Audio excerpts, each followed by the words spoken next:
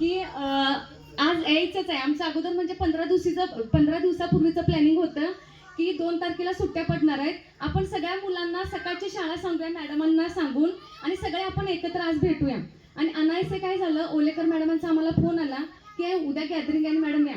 मग काय आम्ही तयारच झालो, 2घी जण, सगळ्यांना भेटायचं होतंय. आणि काय झालं होतं, जेव्हा आमची बदली झाली इतका म्हणजे हे झालं होतं, धावपळ झाली. जाता जाता धावती आमचा निरोप समारंभ झाला होता त्या दिवशी. मग म्हटलं आता येऊन भेटायचंच. खरं सांगायचं तर माझी बदली आता सावळवडीला म्हणजे माझ्या सासरीच झालेली आहे.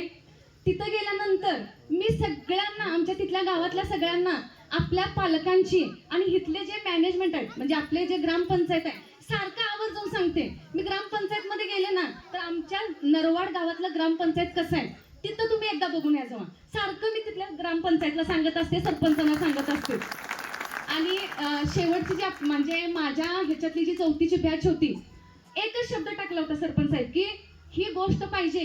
कुणीही पालकांनी असं म्हटलं नाही मॅडम की ही वस्तू एवढ्याला आहे एवढ्याला आहे, 5,000 असू दे, 10,000 असू दे, 7,000, प्रत्येकाने, मला वाटते 10-15 मुलं असतील, प्रत्येकाने एक एक वस्तू आम्हाला आणून दिली होती. एवढं प्रेम, एवढी माया तुम्ही आम्हाला दिला, हे आम्ही कधीच विसरणार नाही. आणि आम्ही सतत तुमच्या ऋणी राहू. आणि कधी तुम्ही आम्हाला बोलवाल तेव्हा आम्ही इथं येत राहू. एवढं बोलून मी थांबते. धन्यवाद.